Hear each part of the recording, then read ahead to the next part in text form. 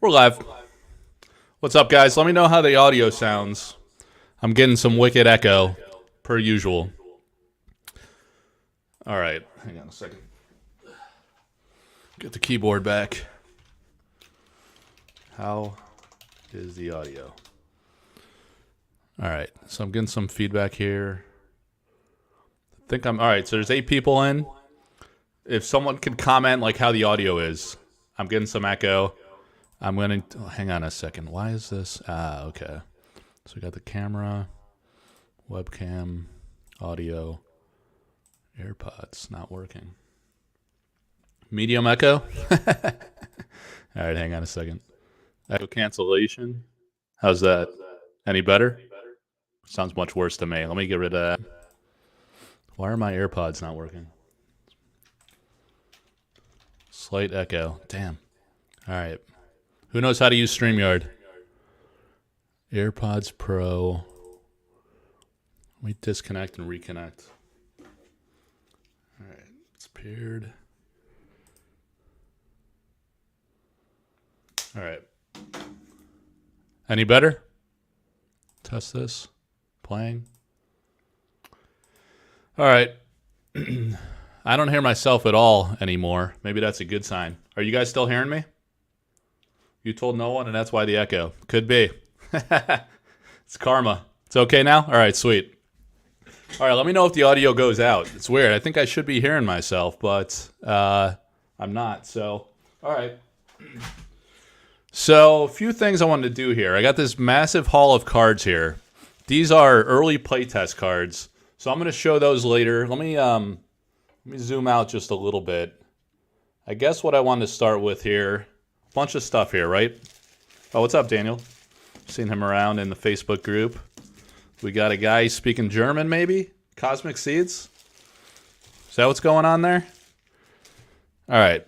So, we're going to take a look at those playtest cards in a little bit. But I wanted to show, first of all, some of these art books from some of the artists, right? So I have a book from Vincent Pompetti here, Conquest. And I think Vincent Buono sent me this. One of the guys that's great. Yeah, he sent me this little card, which is really nice. Really great guy from the French community who met Vincent in person at a show. There's another one coming up next week. I think Vincent's going to be there. And then I want to say maybe Severin's making an appearance at a French show in September timeframe or so. So I have these 2 books from Severin. So we'll take a quick look at those. And the reason being is that some of those are things where they drew inspiration for cards that made it into Sorcery. So either directly, either licensed commissioned work that Eric found and used for the game, or elements of that which manifested itself into an art composition for the game. So let's take a look at this one first. Always sick. All right, this one's from Vincent Pompetti.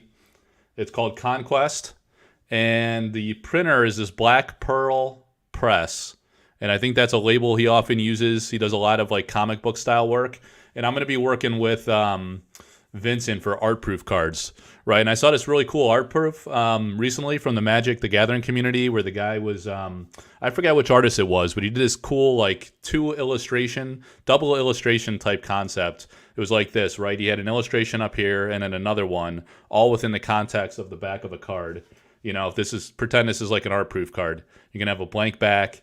He had like a mini illustration here and then one here, and it was like a kind of a comic book, comic strip format, you know, and it had some words and it told like a little story. So given Vincent's pedigree with a lot of comic book publications, I talked to him about this yesterday. We thought it'd be a pretty cool idea to maybe experiment with that a little bit for the art proofs that he has for Sorcery and maybe come up with some concepts. So I want to take a quick look here at the book. He did this really nice illustration and kind of shows you like the caliber of Vincent's work and his style. He does everything in watercolor. So this is a nice little, I think he just whipped this together like really fast at the event that the other Vincent went to, and asked him to sign this, and he autographed it, and it says "For Mike." Get it away from my overhead cam label. Yeah, so I guess I didn't need to label that overhead cam. Let me see if I can get rid of that actually. It's taking up unnecessary space. We know what that is. Settings, general. All right, where the hell is that? when you go in there, it tells you for a name. I don't know. Can't figure it out. All right, so let's go back. Yeah, so I think let's go through this book. I think several of these paintings, he has like a incredible library of paintings and artwork that he's done. And a lot of these are not even sold yet. You know, he still has a lot of these paintings. Actually, let me get some wicked glare. Go a little darker for the moment. It might be too dark. So I'll just hold it in a certain light closer to the camera. Maybe we can get it to work. Yeah, so a lot of these paintings he has like displayed in various museums and things or galleries in France where he brings the shows. So these are all like illustrations he did. I think it's a different author that comes up with the storyline. But a lot of these paintings, as I was saying, are still available. This one has like a Julius Caesar type theme. So he has some really cool Julius Caesar artwork. And when I come across the one that I think he showed me is still available, I'll give you an idea of some of these. And I forget if this one has any artwork from Sorcery specifically, but he does have other illustrations that I believe Eric will be licensing for future sets.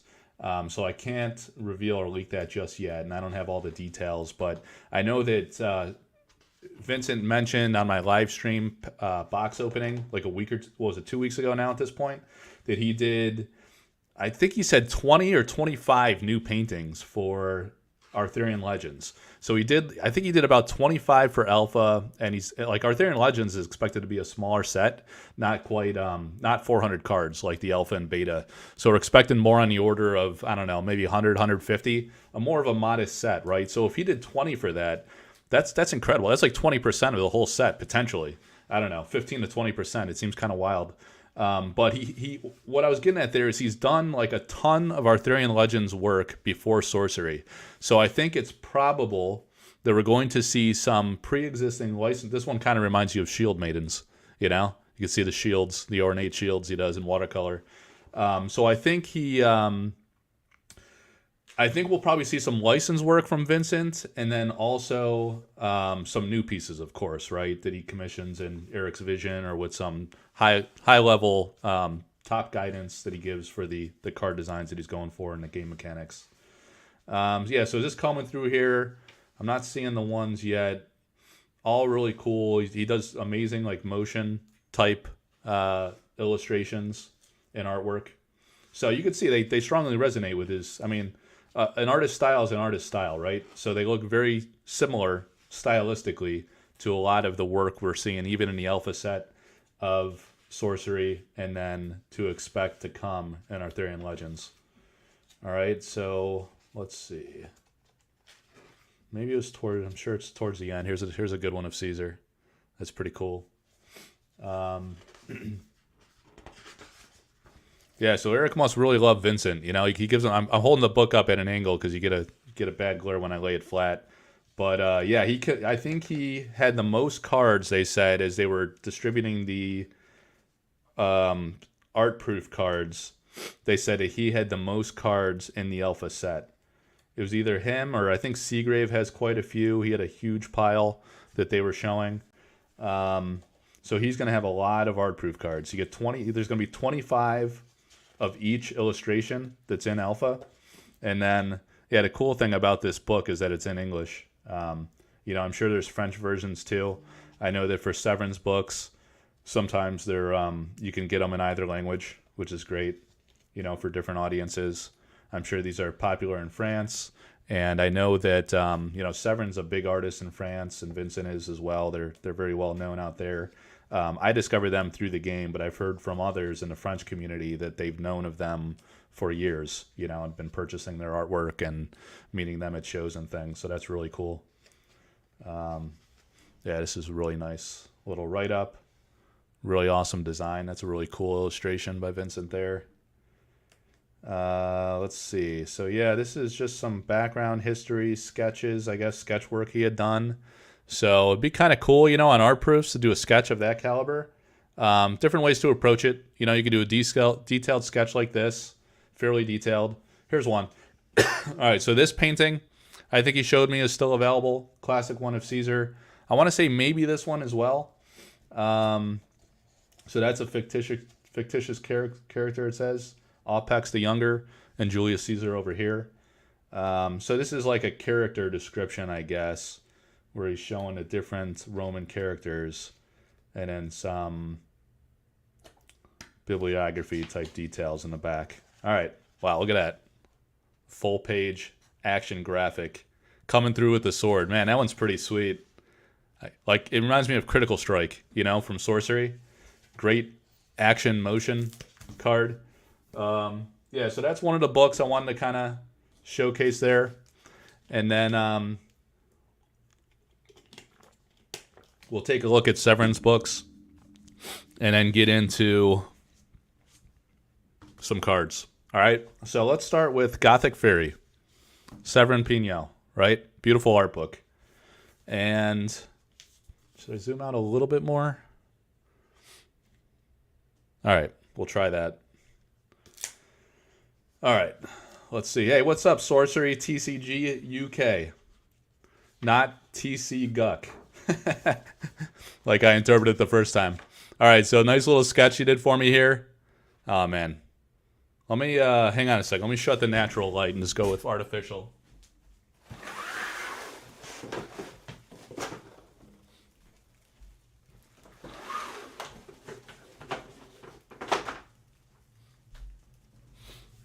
All right. Sometimes that helps a little. So, yeah, this book, Gothic Fairy, is a gorgeous art book by Severin. So let's see if I can get a better... Yeah, there you go. A little decent illustration of the sketch. There we go. That's coming across nice. So Severin does incredible sketches as well. And she's another artist I'll be working with for art proofs. She did these amazing detailed sketches of the Avatar of the Realm elemental avatars.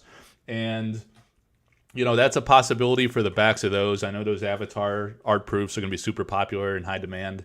And of course, cards like Ethereum Mechanism, Philosopher's Stone, obviously, is a huge banger. She has such an amazing collection of work. I remember Mother's Nature is another one that came out as a unique in the set. The Valkyries that was an elite, I think it landed as. That's a beautiful artwork. But she did these incredible sketches. This kind of reminded me of it, but she did great sketches for the elemental avatars. And I think like a lot of the artists, sometimes they'll kind of like start with a pencil sketch for a painting illustration and then kind of paint within those boundaries. I get the sense that maybe that's what was done for the avatars. Maybe not though. I don't know. It's oil on canvas, so I'm sure she sketched it out to get the concept and go back and forth with Eric and settle on those designs. And then I have the fire avatar. If you guys saw my live stream box opening, I showed that off and I revealed it to Severin, you know, over the camera, which is a really awesome, fun moment. But yeah, her sketch work's incredible. This book is a mix of sketches and like painting illustrations she's done. And you kind of see she often blends nature and humanity and these gear mechanisms, which I think in the interview, or I guess it was a Behind the Art article, I talked about how she draws inspiration from certain artists and came up with this design. I forget the artist's name off the cuff. I think it's the guy that did the artwork for Alien, if I remember correctly. Geiger or something like that. I don't know. I should probably know that. But anyway, beautiful, elegant paintings. A lot of this will remind you of Sorcery, and there's some direct correlations to Sorcery. So I'll try to speed up and get to those. But yeah, look how amazing this is. This looks like more of a pen and ink type sketch here. But the paper quality on these books are incredible. You'll see in the Assembly, she did some really cool things with some transparent paper that really accents the piece and makes it look special. I think these were two of the, she had some like different models that she used for this book, for character models. So that's really cool. I think this is a bit of a love story, this particular book. So this is also in English. As I say, some of these are in English and then some will be in French. So you kind of see the snake. She had the snake woven through a lot of the elemental avatars. She does those really well with the scales and stuff. It looks really cool. So you got kind of like that sketch. This is just so tastefully done, the book, like how she uses her own artwork to frame not only the images and the illustrations, but also the words and the story. You know, so it's a beautiful presentation. Very cool. Another awesome sketch. You know, you can imagine the detailed sketch work she can do on art proofs and things like that. All right, so here we go. the Philosopher's Stone, right? So we've seen this before. She made some jewelry that looked just like this, and she was actually wearing this in an image she sent me. I put it on the Sorcery Contested Realm community Facebook group, and I shared a picture where she met Vincent Pompetti in person at a show. So it was her and Vincent, and she was wearing this necklace with this pendant, around her neck that she had made, which is really cool. I think she only made like 5 of those or so. Luis Silva, one of the guys that's active in community, Two Fluent is his Discord name. He bought one of those from her. I think he got one of the last. And I want to say also Cedric in France might have snagged one of those. So good on them. That's really awesome. They're sold out now. But this is really awesome how she does this hand that's like encompassed by this vegetation or like a leaf, right? So again, blending nature and humanity. The detailed is like a detailed sketch, which is really beautiful and elegant. So a full sketch of this would be really amazing. Holding the stone and then the necklace and the pendant with the Orbos and then the stone itself, right? Which is a little different the way you see it here than the way you see it on the card. And then with the Galactic Kethera Stone limited print set that we did, she did like a predestination or anti-Kethera mechanism type crossover blend concept where we have this galactic stone in place of the Philosopher's Stone. All right, so that's really cool. Yo, what's up, Devin? Rascal. All right, so she does some darker stuff too with skulls. Let's see. I think there's a few references to the stone in here, maybe in Isombre as well. And then I won't spoil it, but there's some others. Yeah, so this I think actually is really cool how she did this, because I think this is a few different illustration or paintings she did, but she somehow like blended these really beautifully. I wonder if she did this digitally to kind of blend it as the 2-page like front surface of this book, and then the words like overlay the illustration really elegantly. So this book's like amazing. One of the better art books that I own, I'd say. I don't know who this guy is. Looks pretty regal there. All right. This is pretty cool. Kind of reminds you of the back of the Atlas card, right? I didn't know she did like map work like this. So it's Francesca Barral that does that for. She's a cartographer and an artist and illustrator. Does a lot of map work for various board games and different games and projects. All right, so let's keep going here. I know there's like several sorcery like references and illustrations, and we might see that. There you go again, with the Philosopher's Stone pendant in the middle. Again, this book is called Gothic Fury. This is one I posted on Collector Arthouse Facebook group and also Sorcery Contested Realm community group, I think, a while back. But this is a gorgeous painting she did. She does this amazing work with like horses and unicorns. And this other print she sent me recently is another example of that. She has the Autumn Unicorn in Sorcery, which is a beautiful illustration. I really love this print too. I'd love to see Eric commission this for Sorcery, or license it, I should say. But yeah, this is just an amazing composition with the epic like castle on the hill type background and the moon and beautiful night sky and this awesome blue unicorn and this lovely young lady right here, scantily clad. All right, back to the book. Yeah, that print is amazing. I really want to get that framed up and posted. It was done in 2001, so I'm sure it's long sold. But I'm tempted to commission a replica of that because it's gorgeous. All right, let's see. So I'm going to go through quickly so we could jump over to Isombre. All right, and then get into the cards, which probably people are most interested in. I don't know. If you guys like these art book type things, let me know. I did some videos of them early on. Here we go. I'm going to come back to this in a moment. It was very early when I stood up the channel, so it hasn't gotten a lot of views. But this is kind of cool, almost like an Ouroboros concept with a woman's face in the middle. I can imagine like doing, again, maybe on an art proof or something, doing the Ouroboros, but in the middle have the face of the elemental avatars. You know, how sick would that be? That'd be awesome. I'd love to see that. I'll have to shoot her that idea. All right, so here's some of the faces we saw throughout the book, some of the reference models. All right, so back to this page. Again, we got the Ouroboros. And what is this? Anybody recognize what this guy is? I think we might see this again in Isombre, but who knows what card this is from in Sorcery? It's just like that. You know, it shows it more in full form. There's a sword off to the side of this guy. Boom. Got it, Dan. Unravel. I don't know. I don't think I pulled that, so I don't know if I could show the card. But yeah, that is indeed from Unravel. And it's awesome I made that into the set. What does this one remind you of? Just in time for tomorrow, right? Man, it's beautiful artwork. It's a little different in the sorcery composition, but it's just like Mother Nature, right? Unique card. Again, she did a nice little sketch, a little message. All right, so let's get into this one now. This book is, here we go. There it is, guys. You got it in full form now, but then she added the sword. I should ask her, or ask Eric perhaps, if that ad was for sorcery specifically, like if that's something that Eric asked for, or if maybe, you know, just an idea from Severin to kind of get that fantasy type of element into the composition for the game, right? And I forget what the game mechanic, that might help explain it, whatever the game mechanic is.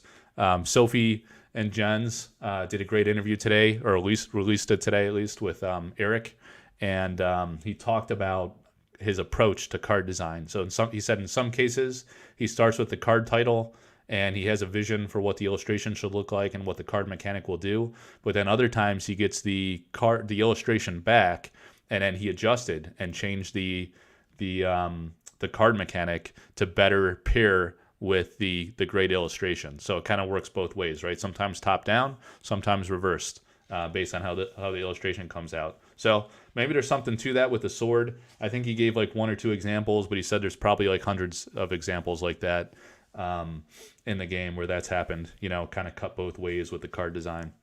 All right. Yeah, so here's one of the things I was talking about with the paper that's kind of, I don't know if this will come across on camera, but this is like a clear coat, very thin, delicate paper. And when you lay it flat, you can see the underlying composition coming through.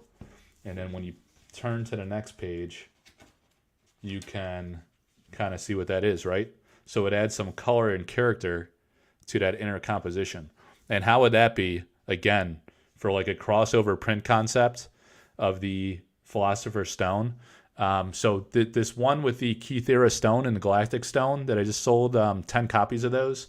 A bunch of guys in Patreon bought those. I think 7 or 8 of those, and then a couple, once I opened it up to the public, purchased a couple of those. So we did this Galactic Stone in the middle of the Ouroboros and the print composition of the Philosopher's Stone. So she printed it and digitally removed the stone itself. And then she painted this Galactic Stone as kind of like a crossover idea with Kythera mechanism, or the anti-Kythera mechanism from real life Greek history, right?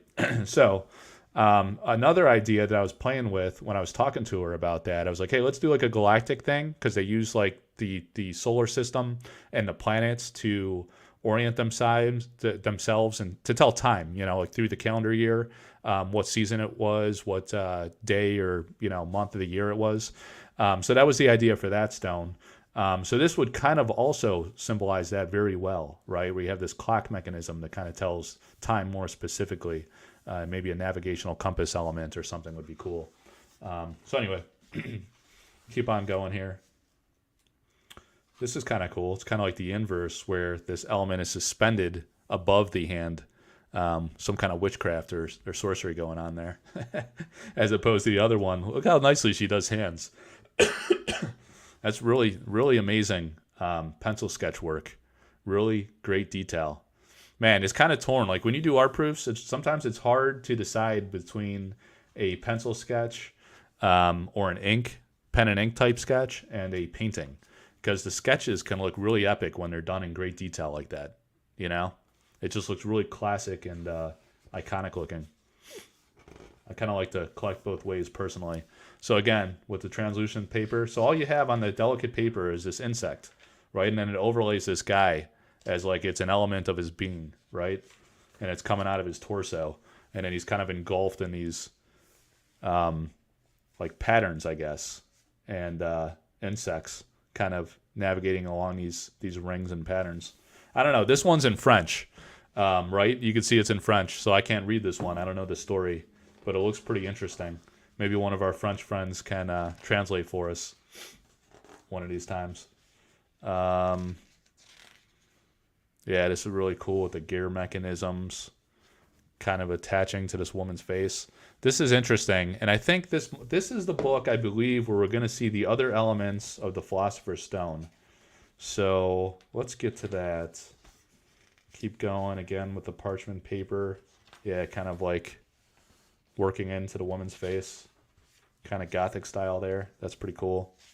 A little baby in a tree again. This one, I want to say I saw this one on a French website. It might still be for sale. I'm not sure what this scene is. If this is a real place in France or just kind of like fantasy oriented. But I remember seeing this kind of like as a sketch or maybe as a finished painting image.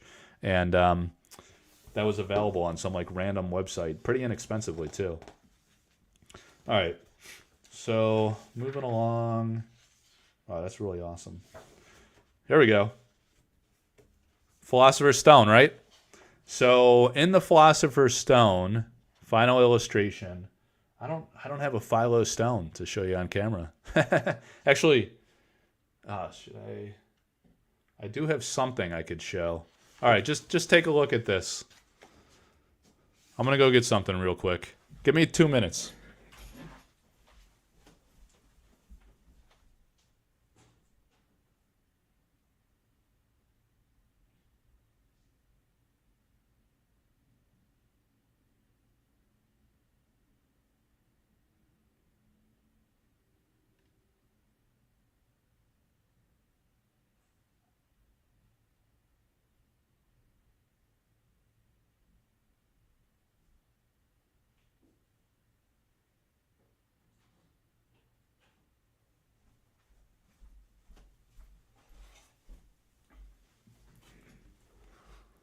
All right, guys, I'm back.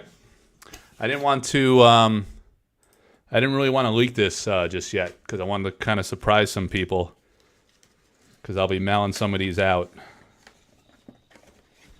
But it must be done for the purpose of Severin's book. All right. The Philosopher's Stone, right? Signed by Severin. Friendly yours, Amites. I don't know if I pronounced that right. It's in French. Signed by Severin. All right, so this is the composition for the Philosopher's Stone. And I showed this on Mikey Leaks. I showed this on the Sorcery Contested Realm community Facebook group and also in the Patreon. In a Patreon post, there's this composition. I can't show it here, right? I guess I should. If there's a way to, is there a way to show my desktop? If I presented my desktop, maybe I'll go to that later. I won't mess with that now. But in this composition, there's like an old alchemist type illustration that has these two elements at the bottom of the Philosopher's Stone, and then these are really real like alchemical symbols that have meaning. But these, the eye with the vegetation, this guy, and maybe some of the brush elements, those are derivatives of Severin's work from her books. And I think they're in this book's Yasambre, right? So we're going to look for that as we go. So let me just set that aside. And when she did her sketches, she sold some sketches that she said were associated with the Philosopher's Stone that looked just like this, right? This was one page of it. So she still had these sketches from this book, hadn't sold them yet. And I think one of them might be this element here. You can kind of see how that translates to this part of it at least. So it doesn't, she didn't do the full piece, but just like a little accent piece to kind of encompass some of that. And then I think there's another page. Here we go. All right. So now we get the eye, right? There's the correlation. You got this beautiful like eyepiece, and this is very interesting and very significant because when you look at the old historical piece for the Philosopher's Stone, it's a little different. There's no actual stone. This is a very literal translation and composition and interpretation of what Severin did here, right? So you had this thing, this guy here, this kind of monstrous like creature holding the flask. You have the philosopher those are true to the historical ancient illustration. And the Ouroboros is very different. It's like thinner, a lot more simplistic. So Severin's take on that was very cool, like very well done. And then instead of the stone, there's oftentimes an eye in the middle, and that symbolizes omnipotence, right? And then up on the left and the right, you have a sun. I think it's a sun on the left and a moon on the right. And one is to symbolize, I want to say, like it's like a king and a queen type element. But the eye for omnipotence, she did that a little differently, right? So she put a stone in the middle, and that's like kind of the magic of the alchemy, trying to achieve eternal life and wealth, right? Instead of omnipotence, the eye is over here, and it's kind of like true to her work from a sombre, like you see here, right? So that's very cool. And then the other aspect was this awesome drawing here, where she includes this guy on the right. See? You see the match and the correlation there to kind of fill out the composition. So that is super cool, how she wove in her own work. I mean, this book is, this was done a long time ago. I want to say, let me see if it says up front or in the back. This was printed, it looks like 2002. I don't know. It's in French. I think 5's on here. I don't know. Maybe you could translate. It's probably not coming across too clearly there, man. But it says 2002 up here and then 2008. So I think she kind of reprinted the publication. But there you go. That's the origin. It's kind of cool to see that history, right? And how it translates to the stone that we see in Sorcery. That's really awesome. All right. So let's keep going. I want to say maybe on the unravel piece, again, the unicorn or the horse type structure with the vegetation on it. Very cool. Yeah, like I was saying, I think the unravel or the philosopher's stone again comes up towards the end of this book. And we're almost through it, and then we'll go look at some cards. All right. No, I guess that's it. So then again, you got like the Mother Nature type take. Gorgeous. So that's how you open and close the book. You know, you kind of get a peek through the window. Mother Nature. Beautiful art book. And it closed with that 2-page spread. Awesome. Yeah, so I wonder if this was the original painting and then she kind of painted this to supplement it for a 2-page spread. I'm not sure about that, but that's pretty cool. All right, so that's 2 of the books. All right, we got through 2 of Severin's books and Vincent Pompetti's book. And if you missed that and you're just joining, you guys can go check that out later. I'm going to put those aside, have a drink so I don't cough in your face. All right. So let's go to the Alpha Booster box that I opened, and then we'll get into history time. All right, guys. So hopefully you all saw my Alpha Booster box opening. If you didn't, you should really go back and check that out. I'm going to zoom a little bit so we can see better again. All right. Yeah, what's up, 5? Yeah, I didn't tell anybody I was going live. The baby fell asleep, and I told the wife, I was like, hey, I'm going live. Keep it down downstairs. So it was very impromptu. Sometimes I do that, you know, if I don't have something like planned and lined up. I just try to get on when I can. But I'm going to have some stuff coming up. I'm going to try to get Ed Beard Jr. back on the channel. Once I start getting booster boxes, I'm going to do some collaborations with artists again. And just like you saw in the surprise debut in the Alpha box opening, I want to do a opening with some of the artists again, but get on like, you know, maybe 2 or 3 at a time, and just kind of like, you know, as we hit their cards, hopefully more frequently than we hit Tony Sudo's cards. He's got all the exceptionals, elites, and uniques. That's the problem. But yeah, I want to open boxes with the artists and just kind of talk about the composition, get the stories behind their artwork and their involvement. All right. So I wanted to revisit some of the hits from the booster box opening. This was a really nice touch. Let's go full zoom here. Try to get a really good look. All right, I guess that's as good as it gets, right? So the artist card, Really cool. And as I mentioned, as we were going through the stream, I had Drew Tucker on as we opened this pack, right? I opened the show with Drew Tucker. And these artists are listed in the order that they were commissioned for the game. So it was really cool. Andrea Modesti, I sent him an email. I tried to get him on for the live. He was unfortunately ill recently, so he wasn't able to join us. But yeah, he's kind of like a quiet, like unspoken kind of guy, right? And he's not really on social media. I got like almost all of the alpha artists to join the Sorcery Contested Realm community Facebook group. Probably like 80 to 90% of the artists, right? But there's a few that just don't use social media or don't use Facebook. So Liz Danforth is another artist I've talked to a lot, and I talked to her through Discord, and she has like a small Discord that she was gracious enough to invite me to last year, like over a year ago. But she was like, I do not like Facebook. I'm not going on Facebook. So she's not in the group. And Andrea's like that too, right? Like he doesn't use any social media at all, as far as I know. So I'll like email back and forth with him and stuff, and he'll respond like next day because he's in Italy. And he told me he wasn't feeling well. He's kind of bummed out he couldn't be part of the stream. But he's a really cool guy. He watches like all the videos. He featured like like the interview I did with him on collectorarthouse.com on his website. He's got like an old school blog type website. And it just seems cool and fitting that he was the first artist commissioned for the game here. So you see his name come up first, Mikhail Nagypal, who we saw on the stream. He lives out in Slovakia, really doesn't speak any English, like very basic, like he kind of understand, but he couldn't speak, so he brought his girlfriend on to translate, which was really fun and cool to see her.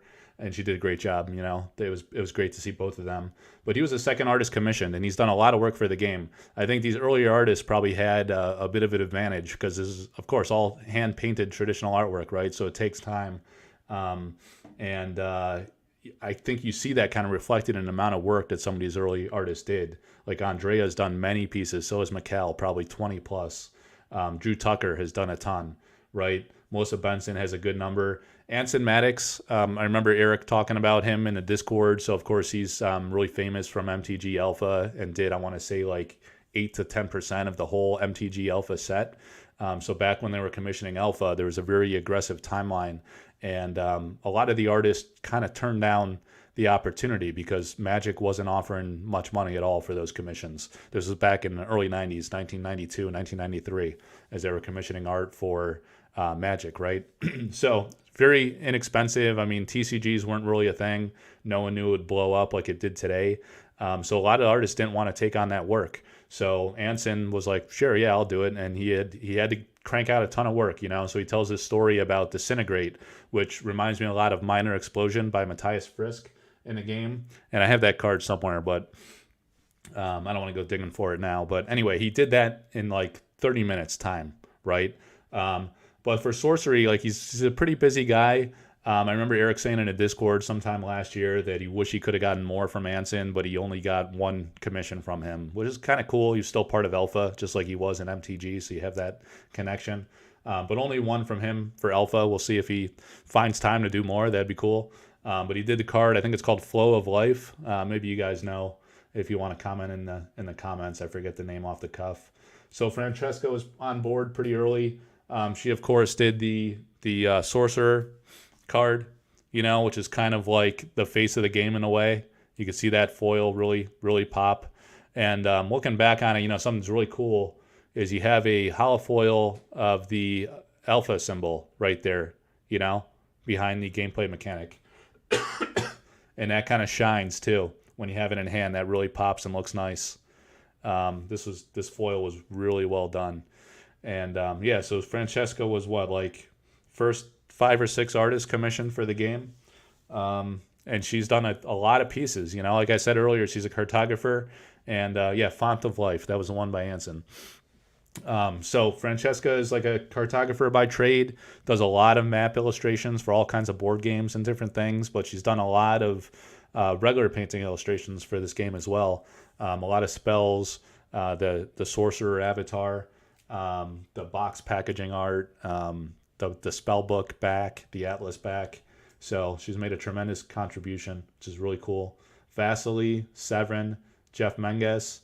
You know, Drew tells a story about how he referred Jeff to the game, or said, Eric, hey, how about getting Jeff?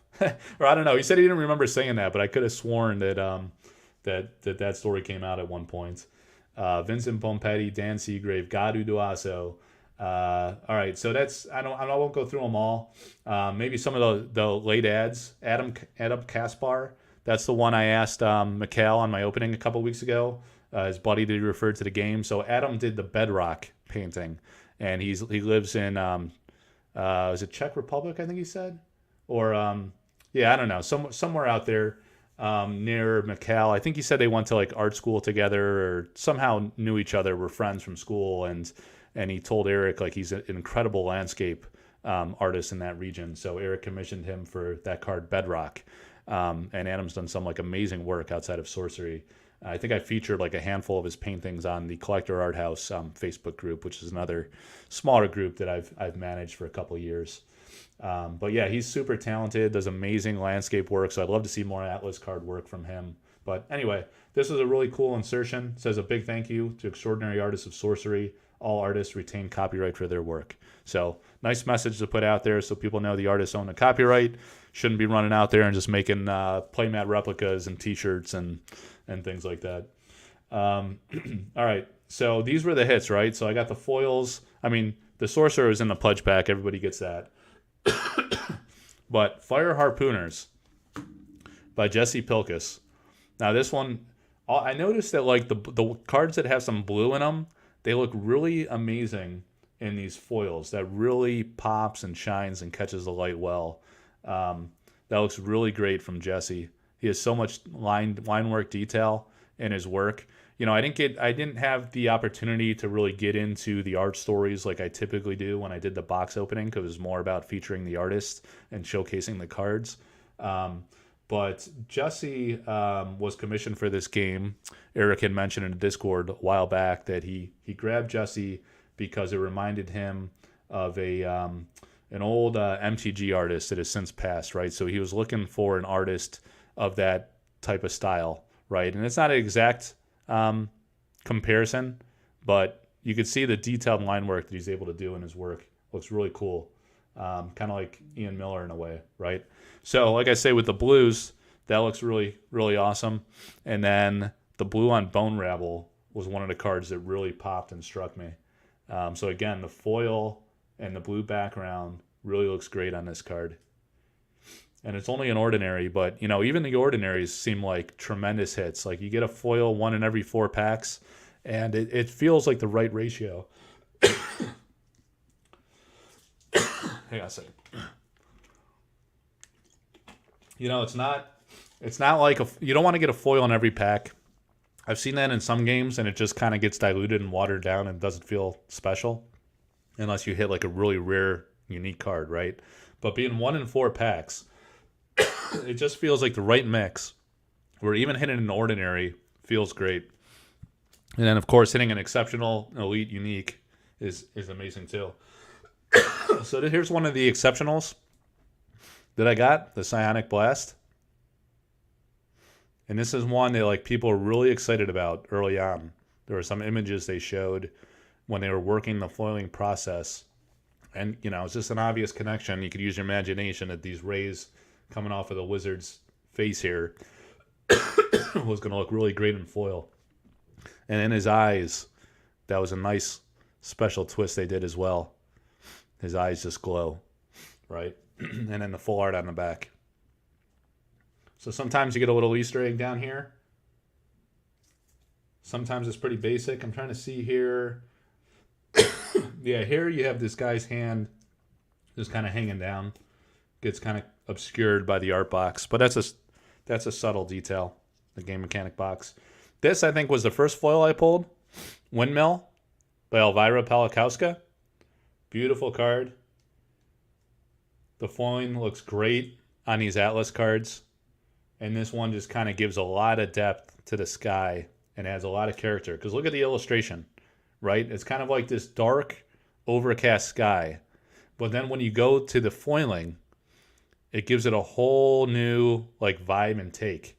It almost feels like more colorful and optimistic in a way compared to kind of this like more darker, simple, you know, with the windmill itself and then the bridge You know, it's kind of basic and simple, but it's like more of like a darker tone. But then when you go to the foiling, it just brings it to life, you know? It gives it kind of like some depth, like 3D depth and dimension, and it's a ton of character. All right, Fade. This was nicely featured. I think Sophie hit this in her box opening with her 3 packs, Sophie and Jen's on their channel, which is really cool. She described this very well.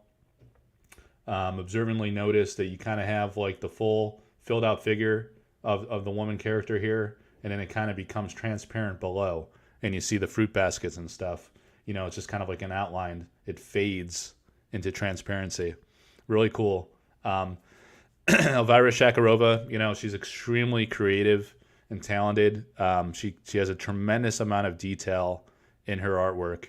I mean, just drawing all that fruit. And when you look at it, it's not coming across on camera, but every single one of these little like vases up top and the fruit and stuff has a lot of texture and character to it. It's like an insane amount of detail. Like, I can't even imagine how long this takes her to do. The full art looks amazing too. And then the foiling is really nicely done with the hand of the character and then through the outline of the faded body. Again, you get the blues from Jeff Menges on the Sunken Treasure. So another exceptional. I don't think I got any elite or unique foils. So a lot of guys got like insane boxes, like mind-blowing boxes, you know, where they're hitting like, oh, unique foil, unique Eric's Curiosa, you know, Philo Stone, non-foil, but still, it's freaking Philo Stone, right? I got a non-foil Eric's Curiosa, so that was pretty awesome. But yeah, I didn't get any like massive hits on the foils. But again, like, you know, there's no bad box. It just doesn't feel, you never feel disappointed because every foil feels amazing. And it's just cool, like at this early stage, because we haven't seen many of them yet. So as you're doing your box openings and discovering them for the first time, everyone's going to feel special. And they're rare enough that like you may not ever get a full set of these. In fact, you're likely not to unless you're like ready to spend a lot of money or do some serious trade and bartering. But they're so rare that that's going to be difficult to pull off. So they all feel special because you're seeing like something that's quite rare and just difficult to find out there in the wild. So these foils look absolutely amazing. I'm lucky I got a lot of these with these blue undertones that really pop. This is a great one by Kaio Calazans. So Kaio's another one of the artists I'm going to be working with for art proofs. He came up, him and Elvira both. So they both came from the MTG altar scene. So they are like true pros at painting in small form factor for a card like this. So they're going to do great art proofs. Their illustrations are really special in the game. You can kind of see the full art really shows that off well. The detail. Kyle's like a really young guy, self-taught, no formal art education ever. So it's really amazing he can work at this level. So I was happy to get one of his. That's an exceptional. So that was a pretty nice hit for a foil. All right. Reign of Arrows is interesting. This one was, I think, one of the 35 that was not confirmed for the alpha set through the last Tabletop Simulator update.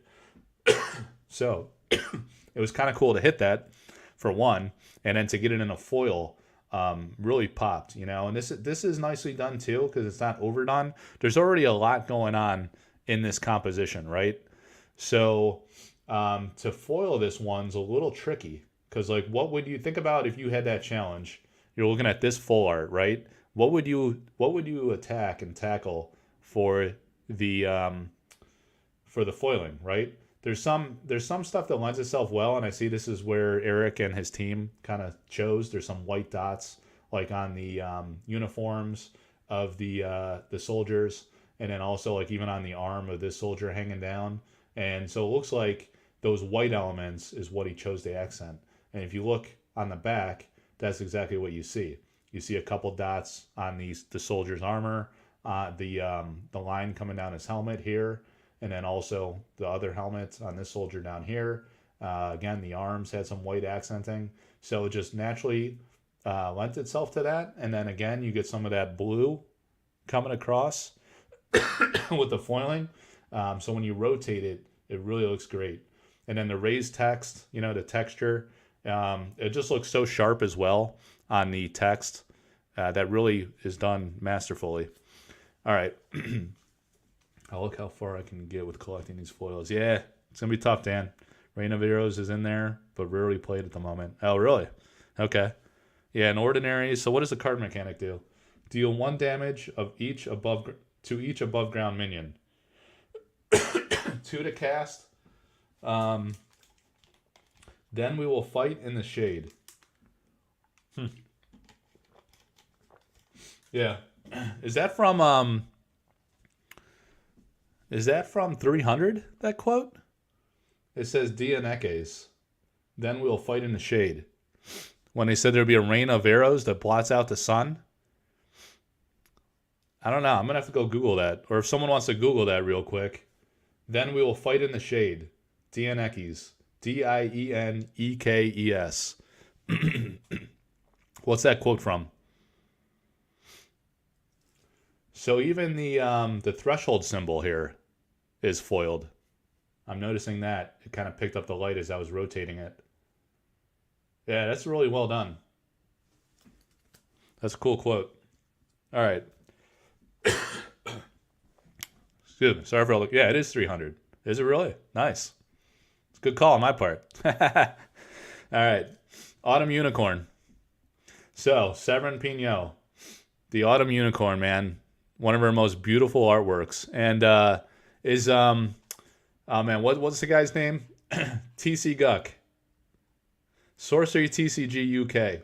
Right? You were just talking about Autumn Unicorn. I'm watching your videos, man. And he was talking about how Autumn Unicorn is he thinks it's a strong game-relevant card, right? Because it's pretty modest cost to cast. 3 mana, 2 threshold, right? And then it has 4 power. So it's pretty efficient, and even though it doesn't have any special ability, this is just a flavor text quote, it's pretty good stats for the cost, right? Which is important and adds value in TCGs. So that's good. That's nice. That I'm glad this beautiful illustration by Severin got some nice treatment there, and this will be a relevant card here. An exceptional beast, renowned in legend. Yeah, it just looks really epic and iconic. I was really happy to get a Severin card in foil. Obviously I'm a huge fan of hers and love all of her illustrations, but this was a great pull. And again, I got only exceptionals and ordinaries, but I was thrilled. They all felt great and special. All right. All right, so those were all the foils that I pulled. This was fortunate to hit. A lot of the guys are saying this is their one card they want to get, or one of their top cards. Chaos Twister, Elite Magic of Orbital Dexterity. So some people are saying Orbital is a nod to Chaos Orb. And it was kind of funny. I went back and told Eric, I was like, hey, man, remember we had that conversation in January of 2022 about Chaos Orb and how I said it would be good for this game? And he was like, oh, yeah. He's like, that might... He didn't remember, He's like, but that might have been...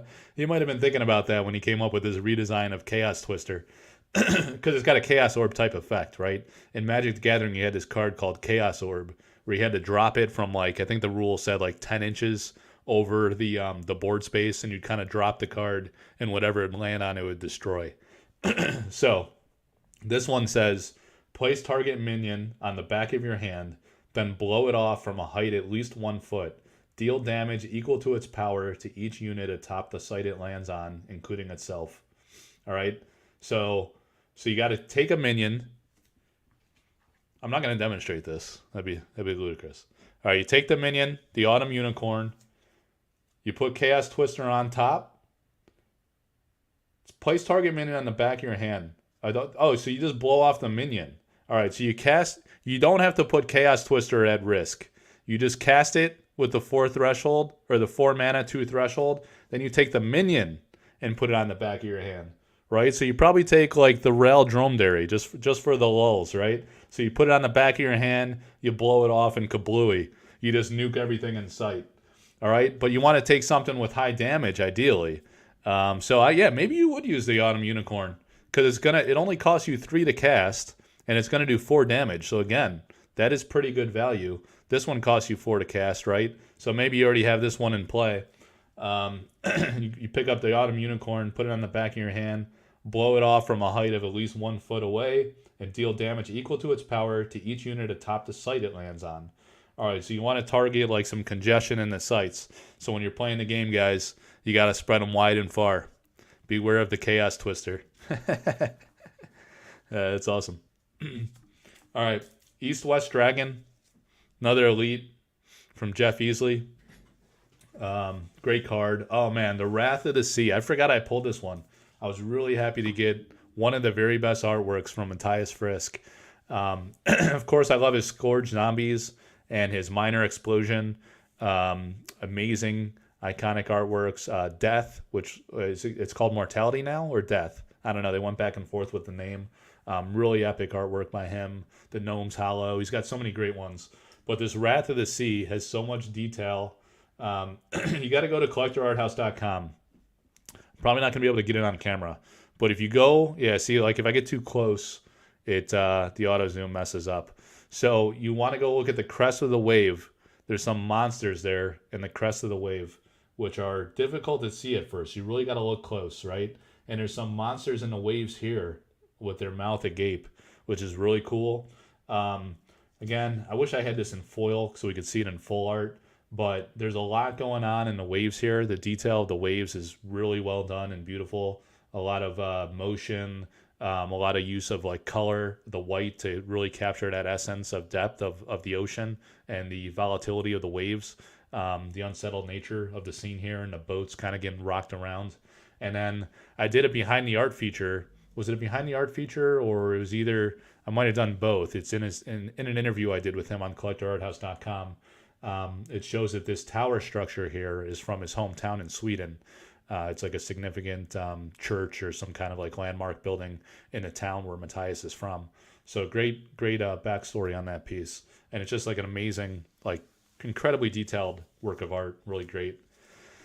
That's a lot like Chaos Orb indeed. Will probably be a bit clumsy during gameplay. Yeah, since you got to blow on it, you guys got to practice that blow technique at home. That's funny. And you got to like choose the weighting of your sleeves carefully, you're going to have to, I don't know, you might want to go heavy and just kind of like blow enough to kind of tip it off the side of your hand, or get pretty slick there with your technique and practice how far you're launching cards onto the realm to take out Atlas sites. All right. Silence. Gorgeous artwork by Marta. She's done so much. It's very interesting. This was very interesting to me that this was a spell card, right? Because it looks like this would be amazing for a landscape type artwork. And she's done a lot of great landscape work. That's really her calling card and forte. So that's really nice. Silence. Bold Demons of Adam, another elite I hit from Gadu Duaso in the Philippines. So you guys got to see, if you go back to the live stream opening event I did with him, Gadu comes up on camera, right? And he's standing behind one of his big canvases that he does his paintings on. And it's like bigger than him. It's massive.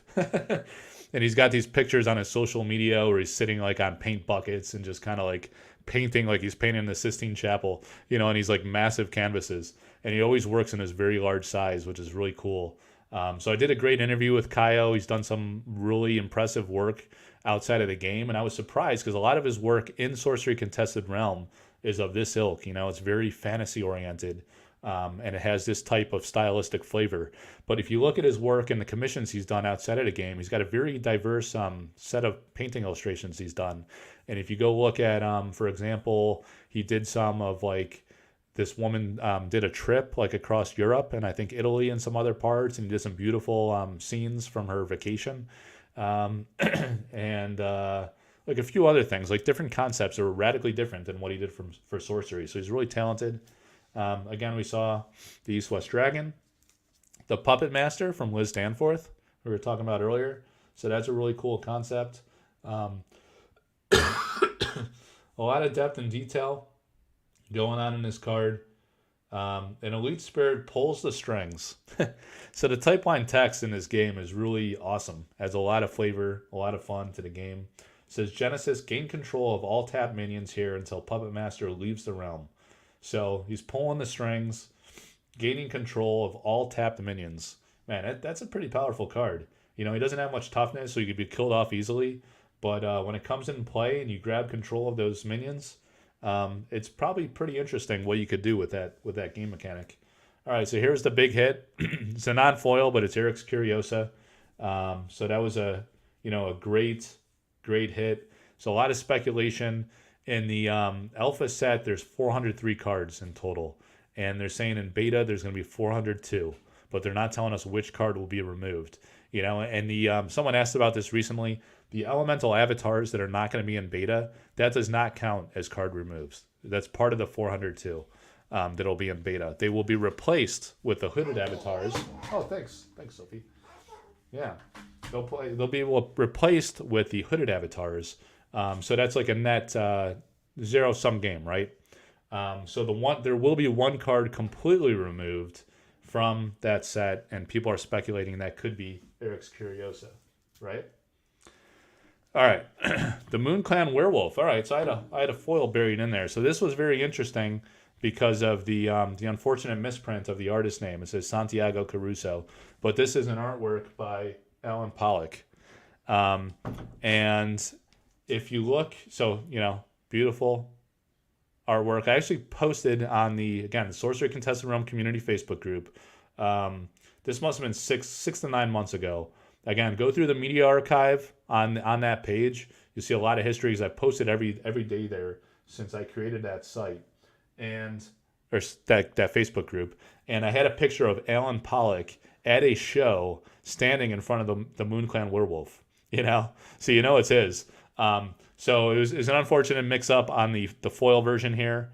But on the non-foil version in alpha, it correctly says Alan Pollock. So this will be an anomaly specific to only the foil variant in alpha, and then they got it fixed for beta. So that'll just be kind of like a interesting thing. Maybe people will chase and collect that card for that reason.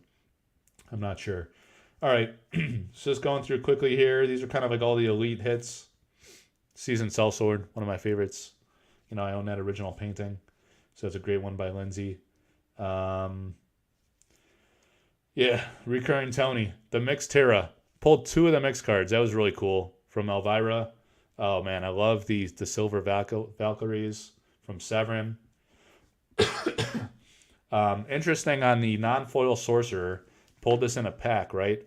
So in the Pledge Pack one that I showed earlier, it has that alpha symbol, holographic, in the hollow variant of this card that you get with every booster box as a box topper. Not the Pledge Pack, the box topper pack. There's a difference there, my mistake. Right, so there's no alpha logo here, or is it? Yeah, if it's there, it's hard to see. It kind of blends in. I don't think so. So you get that unique to the box topper. The Enchantress shows up in the elite slot. So there's some avatars that are elite rarity. That was really cool to pull. Likewise for the Elementalist, beautiful card by Elvira, one of her best-selling paintings. All right, here we go. So we got a few uniques. We got the Crown Prince from Aussie, Ultimate Horror, Ian Miller, Francesca's Narcotic Manuscript, Warp Spasms, a big one from Ian Miller, Plague of Frogs, summoned 7 frog tokens. I pulled this with Eric on the stream, so that was a real cool special moment. And backspace there. Yeah, so he said this is like a really good, powerful card. Unique magic in its most annoying form. So it comes into play, summon 7 frog tokens, wreaking havoc, and then finish up with the 2 Frazetta cards. So these were great hits, the Courtesan Tice and the Ruler of Thul. Those are awesome Frazetta artworks. All right, so those are those. What I wanted to show, and if you've been waiting an hour to see those, that pile of cards I had at the beginning, I thank you for your patience, because I wanted to show some other old things I had. And that's what I was saying. If there were a way that I could present screen, let me play around with that. And then I will explain what this is. Stacks and stacks of cards. All right? All right, let's see if I can present my desktop. Share screen. Yeah, all right. Window. entire screen. All right. Boom. Share that. Okay. Yeah, this will be interesting. All right, guys. So let's go to collectorarthouse.com and look at some cards. We're gonna have the card gallery handy. Shouldn't need the keyboard. So with these cards, right? These were some of the very early playtest cards, and I don't want to say exactly where I got these from, but they're from someone that was involved in early playtesting. Are you guys still hearing me, by the way? Let me see. Let me try. See, there's a better way to do this. All right. Let's do it like this. Come on. All right, hang on. All right. So we'll go with that for the moment. All right, I'm still there. Yeah, I don't know why I can't swap these. I guess when I present screen, it's got to be like that, right? So it's going to be difficult. All right, I guess this is the best way. We'll just go with this for now. So like these cards here, right? These were some of the very early playtest cards that the company was testing with before they started the Kickstarter campaign. So this dates back, if you guys remember from Discord, in the very early days there was a promotion, right? And that's one of the Kythera stones you have to get mailed out. But there was this promotion going on where you could send in a picture of yourself playing Sorcery with these playtest cards, these home test print playtest cards. And if you did that, you got one of the Relentless Crowd promo cards, right? So let's go ahead and show that here. In my interviews and articles, I did a video on sample cards. Or not a video, an article, right? Sorcerer Contested Realm, that was speculation on Curio. Here we go. So in this article, I had this image here of the Relentless Crowd promo card. And yeah, there it is, a little bigger, right? So you sent in a photo of yourself. It was a promotion they did, and then they gave away one of these promo cards. So yeah, these cards, Dan, were made before the sample cards. I want to say no on that because the sample cards were printed, we believe, in 2021, in fall of 2021. So we had sample cards. The sample cards served a different purpose. That brings up a good point. These cards here were more so when they had the early print and play. These cards serve the purpose of play testing the game, right? So people like the people testing for the game in Discord, and likewise for those working for the company, would have these printed cards, right? And it was very early days, so they could be different from the sample cards. They could be the same. That's why I wanted to open up the website and go to the card list, because I wanted to kind of go through, and you see like on this card, yeah, see, I'm going to have to take myself off camera, and we'll just do this so you can see it a little better. But yeah, on this card, it says playtest, right? So it's from the playtest print. Now I'm losing resolution for some reason. Yeah, all right. Maybe it's good enough, but on these cards, some say playtest. They're pretty rough. Some have markings, from the playtesters, and kind of like game development things going on. So what happened was in the early days of Sorcery through the development, there were different stages of development. So they would have the tabletop simulator updates periodically, but those came like several months in between, right? So in between those, there was a lot of card redesign that was happening, and that was under the protections of NDA, and intrinsic to the company, because they didn't want the evolution of design to get like continuously, right? It was done in a structured way where the card redesign was done and matured to an extent where it'd be ready for another release. So then they'd have a formal release through Tabletop Simulator, and they would send the card list to myself and other content creators, and we would update our websites like you saw here for the Sorcery cards page, and you could go look at all the cards. I would have all cards here. I'd have it sorted by artist, and then oftentimes I'd have a subpage for what they were in the prior set so we could see the changes, right, and can do that comparison. But in between, of course, playtesting was always going on. It was always happening. These cards were always evolving. So there were like iterations within here that perhaps have not been seen before. So let's take a look. That's why I pulled up the website. I wanted to kind of show that. So let's take a look at Screaming Skull, right? So let's go to Sorcery Cards. You could do it like this and click on the artist. And we could scroll down. We can look for Melissa Benson. Click on her, right? And we'll get all the Melissa Benson cards. And let's take a look at Screaming Skull as an example. All right, so Screaming Skull. In the final alpha print here, right? Take a look. 3 to cast. Of course, you can't see it well. Let me try a different. All right, here you go. 3 to cast Screaming Skull. An elite relic of unbridled rage. And it says, whenever bearer attacks and kills an enemy, it untaps. All right? Now let me go to this other view, and we'll see Screaming Skull, right? And remember, this said 3. I know it's coming across a little blurry. But this had penciled in, or penned in, right, that they wanted to change that to a 2 mana cost at this stage of development in the game. Mind you, this might have been in between Tabletop Simulator updates. And obviously, this isn't the final version, right? So this is like early days. So you had 2 to cast was the markup, and this was an exceptional, so it's now an elite in its final form. So it's actually a little more common as a sample card, if it exists as a sample card. And I know I have not sold one as a sample card, but I can't remember if Team Covenant, they opened a full booster box, so they may have. Would be interesting to know. But it says an exceptional ruined relic of strength.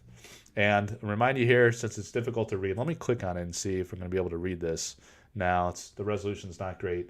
It says in the final alpha form, an elite relic of unbridled rage. And in this development form, homegrown, home-printed card, an exceptional ruined relic of strength. All right? And now the final alpha one again says, whenever bearer attacks and kills an enemy, it untaps. In this version of the card, the bearer of this skull can move, attack, or use tap abilities the same turn it is summoned. So, a very, very different game mechanic. Significant change in evolution on this particular card. And now, let's go see if there's other. Stop me if you guys see one of particular interest that you would like to see the game development evolution of. And I think it's interesting to see these ones with the markups. Here's Autumn Unicorn. So what I could do here with some of these cards we saw is do a side-by-side. So we could look at the Autumn Unicorn with the Alpha card that I pulled. Let's see. Spear of Destiny, wow. Man, I love the Spear. Yeah, those card corners look super round. How does the shape compare to Alpha? Yeah, so again, these are just like home printed. Here's something interesting. So you could tell this is home printed, right? So on this side of the card, you got the card. You turn it over, and it's upside down, right? And it's very roughly cut. So I think this was just home cut, or maybe cut like at a local print shop. These are not sample cards. They're not alpha cards. They're not official cards at all. They're just playtest cards. Almost like, in my mind, I would say comparable to the Gamma test cards in a way that Magic used just for like developer playtesting. So they're just like really ancient historical evolution development cards. I wouldn't say they have like intrinsic value per se even. I mean, they're marked up, written on, by the developers. They're just an interesting relic and artifact that is just very fascinating for a historian, game enthusiast like myself, that's interested in the history and development of the game. All right. The Raideness Titan. Mountain Giant's a popular one. I know this is really popular with Cedric out in France. Maybe I'll send this one to him. All right, another Autumn Unicorn. Frontier Settlers. Wild Boars. King of the Realm. Yeah, let's take a look at King of the Realm in a minute. Stonegaze Gorgons. Wow. All right, the Pudge Butcher. Yeah, I have many stacks of these, right? There's a lot of them. And they're cool with the markup to show like the different idea that was going into the evolution. All right, so let's do this. let's get the Autumn Unicorn back out. Do a little comparison of these two card variants. And then on my computer screen, let's go back. We're at collectorarthouse.com. And we're going to want to go to Severin. And the Autumn Unicorn. All right, so let's go back here. Let's go like this. That's probably, yeah, let's even just do that for a moment. I guess it's about the same. All right. So an exceptional beast, renowned in legend. All right, so very little change there. This is, no, this is because I'm looking at the alpha card, right? All right, so the card that I have here, we're going to have to go back and do this view again. This was the one I pulled in the alpha booster box. And of course, it's going to match this one on the website. So I actually don't need the website for the moment. So let me remove the website and go back here. And yeah, this is the way we're going to want to do it, right? So from this early development card to the alpha card, we'll be able to see these changes side by side. All right, so the Autumn Unicorn historically costs 3 to cast and just 1 threshold. In its final version, 3 to cast, 2 threshold. And then 4 power, toughness, 4 here as well. All right, and then the flavor text was much, much longer. And it says, let's go with the type line text first. An ordinary unicorn holds its ground. An exceptional beast, renowned in legend. Renowned in legend, excuse me. All right, so the type line text had a significant change. And then also this version of the card had the kind of like this nursery rhyme. It's an old English nursery rhyme. It says, the lion and the unicorn were fighting for the crown. The lion beat the unicorn all around town. Some gave them white bread. Some gave them brown. Some gave them plum cake and drummed them out of town. All right? And now they simplified that, changed the quote entirely. Concerning the fair unicorn, sundry notions do abide. Some demur, others deny. Children's delight and charlatans lie. All right? That's the final alpha version. All right, so let's go back to the Autumn Unicorn. I'm going to add back the website. And then if you go on let's go again to a more full screen. If you go to Collector's Corner, it's kind of covered up by my logo here a little bit. But under Collector's Corner, there's a subpage called Sample Card Gallery. And it's not entirely comprehensive, but it has almost all of the sample cards that I've personally sold in auction through the Sorcery Contested Realm community group. All right. And none of these were my own. This was all community consignment. So I was selling other people's cards. I have one art pack myself that I have sealed that I've not opened. So here's the Bedrock card, by the way, that I was talking about from Adam Kaspar earlier, who was recommended by Mikhail Nagy-Paul. So I think I did sell an Autumn Unicorn. So this, hopefully I did, because that'll give us a nice quick reference on what that card looked like as a sample card to answer your question there, Dan. How those compare to these playtest cards that I'm demonstrating here at the moment. All right, so, this isn't searchable. It's just kind of like a gallery. Look at that. Sold the only Philosopher's Stone ever discovered. Predestination, which preceded... It's weird how the resolution's jacked up. Predestination preceded the name change to Kythera Mechanism. And I'm pretty certain... All right, so that's not going to work for us. Let me go to the Facebook page then. We'll go to Facebook and the community page. The baby's awake. I'm on borrowed time. All right, so we're going to look for Autumn Unicorn. Oh, I missed the unicorn on the page? All right, well, all right, thank you for that. But I found it here as well. You're right. So I did sell a copy.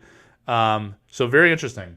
This one mirrors the playtest card, right? So this is consistent with the sample card because it costs the 3 to cast, the 1 threshold, 4 toughness. An ordinary unicorn holds its ground. That's what this card said. And the very long nursery rhyme text. However, there is a change. You guys see it?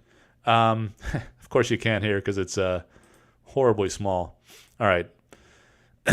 Notice how, I mean, you can't make this out now with how small this is, but notice just the block text, right? The text filled the full box in this version and variant. So they kind of like streamline that, and it looks like what they did is a hard return after each sentence, and then they might have played with the font such that it allowed the card. What is going on here? Someone posted a meme, right? So they did like a hard return after each sentence, and then they might have played with the font to make sure it fit on one line for each line, right? So going back to here, on the playtest page, you see it was different, filled up the whole box, right? So various changes throughout history, very interesting to see. You're going to have a lot of variation in these playtest cards because they were just done at a different time, quite simply. All right, so that's the Facebook page. Let's go back here to Collector Arthouse and have a quick look. So that's a really cool page on the website. I'll also point you guys to the original painting gallery, and these are all the paintings that I've sold for Sorcery, which is amazing to see. Like all these paintings in person was a real honor and a privilege, frankly. You know, all the different mediums. A lot were like on art paper. This one, as I recall, was like on a canvas. You know, obviously not stretched, but it was like could be rolled for shipment and then stretched on board for display. This was oil on canvas by Lindsay Crumet. Beautiful painting. All of her work is oil on canvas. This was stretched on board, you know, so you could hang it just like that or frame it. The two pieces, Exorcism and Minor Explosion from Matthias Frisk, those were on very hard wood board, so they were durable and thick, and really substantial pieces, like quite large and just like amazing detail. Really well done. And in fact, if I go, actually, let's take a look at the King of the Realm really quick in its frame form. The Minor Explosion, right? So I sold that to a store owner, and if I go back here, let me see. Let's go back to Facebook. I want to show you guys what that baby looks framed up. You know, so if you join the community group, you're going to find a lot of great stuff from the community. People sharing stuff all the time, right? And people that I sell paintings to or cards, they get them framed up, displayed, and here it is. Look at that beauty, framed amazingly well. Masterfully done. You know, and he's a store owner in New York, so that's going to get framed up beautifully. And then going back again to the website page we were on, I sold the King of the Realm to a store owner as well. And that's, let me reload that page. Oh, all right. So we want to go to Collector's Corner, Original Painting Gallery. And he did an awesome job. So this is a store owner in New York City. The other guy's in upstate New York. This one will hang in a store in New York City. Big comic store that's an innkeeper pledger that's gonna carry Sorcery, and just like an epic, kingly, fitting for a king frame, you know, for the King of the Realm. So that's really phenomenal. Beautiful painting by Tony Sudlow. Tony does amazing art proofs too. I might work with Tony for art proofs as well. He does some masterful work. You guys would be really impressed with how those come out. All right. Yeah, so I'll probably wrap it up soon, guys. I wanted to show you. Let me kill this. All right, because that wasn't coming across too well from the website. And let's take a look at some of these bags, right? There's some other interesting nuances. They were stuffed pretty well. So there's a lot of these bags. So a lot of these, some are signed by the playtest developer. I'm not going to say who that is. So I'll be sending some of these out to Collector Arthouse Patreon supporters and maybe some other various folks, just kind of giving them away. I'm not selling these or anything. But it's very interesting. We have several bags that have markups that show the development and change over time. Um, we have a few avatar bags, right? And then these avatars are quite interesting. So let me let's just open one up, because I want to say in the alpha precon sample decks, they had these full art elemental avatars. So they were on the one side, again, upside down, right? Another funny little printing nuance we're discovering here. So on the face of it, you had the card itself, and then on the back you had the full art. But when you go to the precons, I showed this earlier if you guys are late, the Philo Stone, someone might see some of those coming to the mailbox as well. I had to leak those. All right, so let's look at the... Here's the pre-constructed deck. This is the actual alpha precon deck that I was sent to showcase and preview on the channel. And you see here, you have the face of the avatar, and then you have the Francesca backing, and it says avatar instead of spellbook, right? Now, in the earlier print version, and also on the sample cards, right?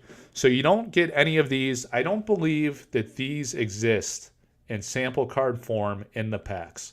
So in the Kickstarter fulfillment, you are not likely to find this card in those silver sample packs that you'll get in Kickstarter fulfillment.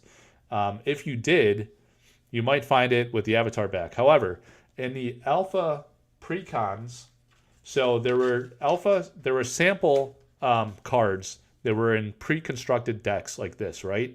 They were sent to Kitchen Table TCG. Red Zone Rogue had some early versions that were just printed. They're not really test print or sample print cards, in my opinion, because they were printed by Eric at a local store in New Zealand, a local print shop. They're not from the China factory, so that's a nuance you guys should understand. But some other content creators like Arsenal Pass, Kitchen Table TCG, there were maybe like a couple others that I listed in my article on my website about the history of sample cards, right? And I just put out a video. Actually, I have an older video about a comprehensive guide to sample cards that explains this as well. But there were sample precon decks that had, of course, the avatars in them. There were decks like this. Might have been the same deck list, in fact. And they had these sample cards. And on the one side, you had the card.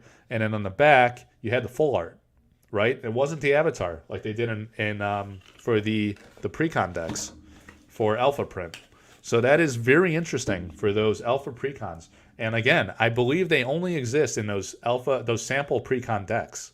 So if you get the packs, you're not going to find these. That means the pop size of those avatar alpha, I keep saying alpha, the sample precon deck avatars are very unique in the sense that you're going to have the full art on the back. And I'm going to pull up the website one more time, and then we're going to go full screen here with the website. And then let's go to, again, my sales library for sample card gallery, right? Because I actually sold one of these Avatar of Earth from one of the content creators. Again, this was a consignment deal, so it was not my own card. I sold some bangers here, guys. The Mixed Terra, huge card.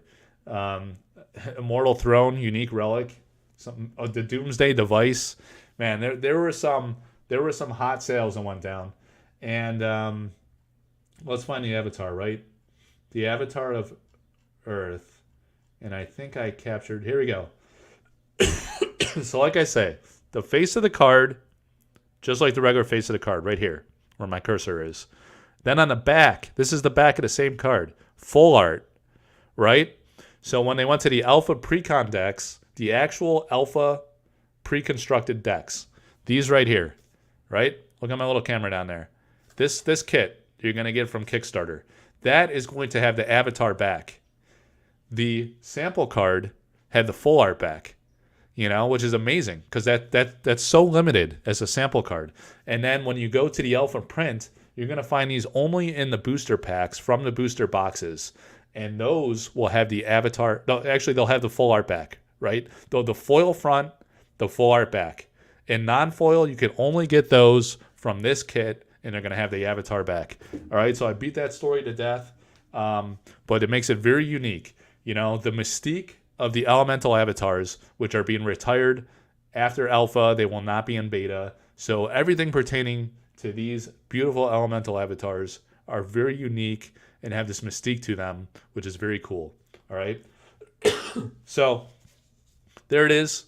Oh, let me get rid of this again. All right. So going back to the big screen one last time. Let me minimize myself. All right. Yeah. So these guys here, this was just a bunch of Atlas cards in this particular. Some of them say playtest on there, which is cool. Others are kind of like unmarked. I mean, you're going to know these aren't real card guys. These are like, so hopefully fakes don't come out. But they don't feel like real cards. They're not like laminated nicely like the final alpha print. They're very unique. You could tell they're local printed. They just feel different. They have like this textured feel to them. But very interesting. I'm going to go through these in more detail. Here's another one that's marked up. You know, look at the top 3 spellbook cards and put them back in any order. So it must have said something different before. I'd have to go research that. That's what I want to do with these, is kind of like photograph them to have that historical archive of that stage of development.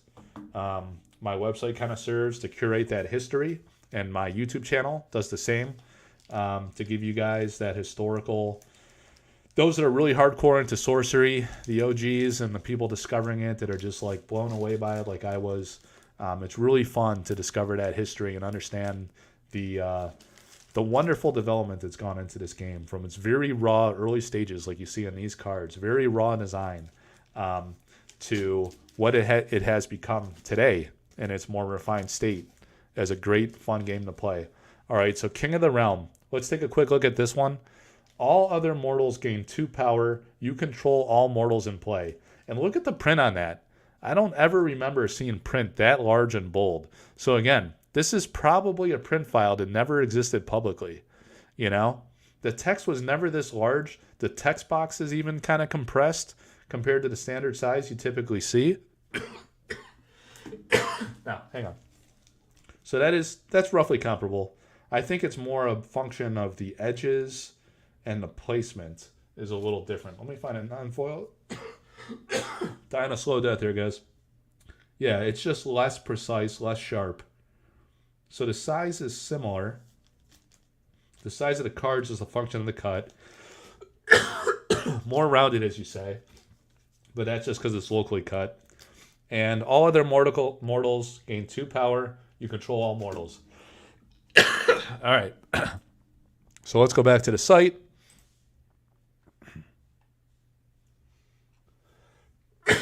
Cards. All right, Tony Sudlow. Let's take a look at the final alpha version of King of the Realm. All other mortals have +1 power. You control all mortals. All right, 7 to cast, 3 threshold, 3 toughness. Now, going back to this card, 7 to cast, 2 threshold, not coming across that well on camera, 2 threshold, 4 toughness instead of 3. It says a unique mortal with a true claim to the throne. In the final alpha variant, it says a unique mortal, triumphant and true. So that's a big change. And then again, look at the font size of this text. Never have we seen this, I don't believe, in print form, nor in like electronic, digital form, right? For Tabletop Simulator or anything like that. So it's quite different. It's interesting. So it just shows like how much that's what making a TCG is all about. You know, the great change. Eric's a perfectionist. He's changed the font of these cards a million times. The size of it, the flavor text, the spacing. You know, the font size, not just the text style. So very interesting. Huge library of those. Very cool. Some signed by the developer. Awesome collection. So yeah, I'm going to share these guys, send those out, Patreon supporters and various folks.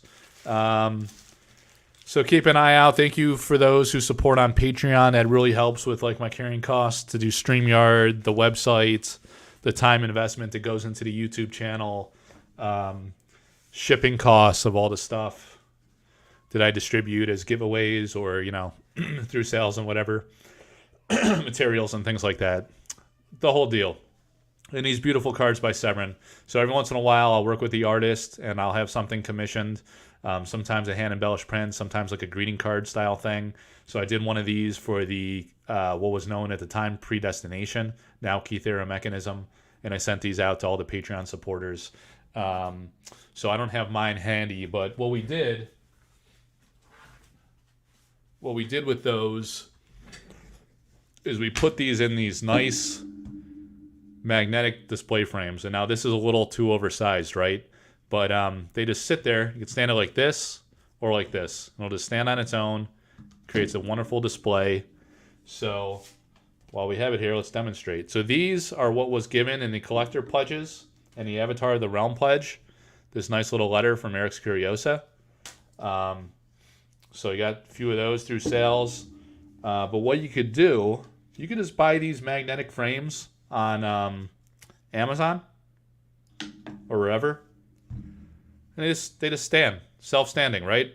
And it's clear, just kind of like floating, and that's what it looks like when it's standing, right? So you got this beautiful Philosopher's Stone. This is the original artwork. I ordered quite a few of these from Severin, but they're limited, you know. She didn't print infinite quantity. We don't necessarily intend to print more. And it's just a personal message. This is written by Severin, signed by her. Lovely little message, friendly yours. And then I write something on there saying thank you, whatever. Appreciate your support, that kind of thing. And it's just a cool, fun thing to collect and display in your home or your office or whatever you want to do. Stand it up there, boom. Hey, boss. Look at this. Look at a Philosopher's Stone. So that's awesome. Yeah, and these are really cool. I probably have to order like a larger size for the Eric's Curiosa, but these came with the original paintings and the top pledge tiers. So I got quite a few things here, guys, in the art house, so to speak. Quite a collection. I'm collecting it all. I'm trying to capture all the history and archive it through the website. You know, the website's free. Hope you guys enjoy it. The YouTube channel. Thank you guys for subscribing and following. It's just a lot of fun. I just love the game. I love the history. I love the art. I love the artists. It's just been a fun ride. Quite a joy. Look forward to what's to come. Alpha's going to be coming out soon. Things are going to get wild. There'll be a lot of cards. There'll be more paintings coming. More working with artists. I'll be working with a lot of the artists for art proofs. Elvira Shakarova, Kaio Calazans, Vincent Pompetti, who else? Elvira Palakowska, probably Marta Molina, several others, a lot of them. A lot of the artists, Mikhail Nagy Paul. So art proofs are coming soon. They've been mailed out. They'll be here soon. You'll probably see those coming to auction on the Sorcery Contested Realm community Facebook group is where I run auctions typically. I also have an art proofs and altars page because I intend to do altars with Kaio, probably with Marta Molina, also art proofs with them. So what I might do is mirror the auctions in the community page because it's so large now. It's like 1,650 some people, closing in on 1,700, hopefully 2,000 soon. It's in everyone's best interest to auction there just because it's the widest audience, gives everybody a fair opportunity at that. And then you'll have a crack at the art proofs. That'll kind of establish like fair market value through the auction process. And there's only 25 of them. They're super limited, so it's really hard to establish fair market value and really a fair way to distribute them. I don't want it to be like a feeding frenzy, like trying to order tickets to Metallica on Ticketmaster is the analogy I use, because people with the fastest internet race to it. They'll buy all 25 and bam, that's it. Everyone gets screwed over, right? So there's no good way to do it when it's that limited. There's only 25. So that'll be the approach through the auction system to give everybody a fair chance. And I think there'll be likely high demand, very coveted. Probably sketches and paintings relating to the art piece itself. Maybe some crossover concepts between the artist portfolio or some fun, unique things to kind of bring the art to life. There's a lot of space for that, a lot of room for things that's already been done. So a lot of fun ideas. And like I say, they're starting to arrive to the artists. It takes time to do the commission work, so it might be several weeks or months until those become available. But that's something really fun to look forward to. And then also, of course, the alpha product itself. There'll be a lot of box openings on this channel. I'm going to invite artists onto the channel. Spoiler alert. So we'll have them come on and we will we'll open the box together, and have a chat and talk about their cards, the art design, the composition, what it was like working with Eric and the Eric's Curiosa team, what their sorcery experience has been like. I'll probably do like a signature service with many of the artists that I work with where you guys can send in your cards to me as a one-stop shop. I'll shotgun those out to the artists, get those signed, get them back to you. So we're working through the logistics of how to do that. A lot of artists are very interested. Excuse me.